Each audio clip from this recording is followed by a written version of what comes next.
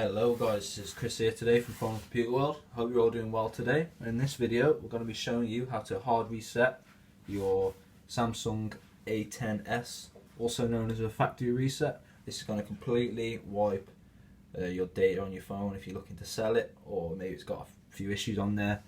Resetting it can help, and this is how we do it. This is without accessing the phone at all. If your screen's broke or your battery's dead and you can't do it, this is how you can do it through the Android menu.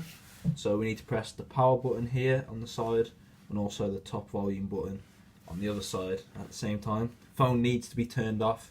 It won't work if it's turned on. You need to turn the phone off first. So once you've turned it off, you can press the two buttons at the same time and then just let go.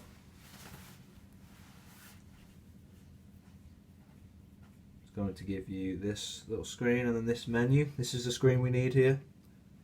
We need to go down 4 times to wipe factory reset. It's that one right here, wipe data / factory reset. This is the one we need. We click the power button to use it and then volume down, power button, yes. And as you can see, that was it.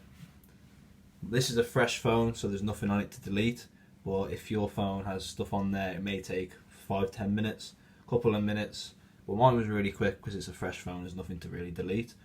So that's how you do it guys, very easy. Again, you go to wipe data, factory reset, you click the power button, you scroll down with the volume button, and we click yes with the power button, and that will factory reset your phone.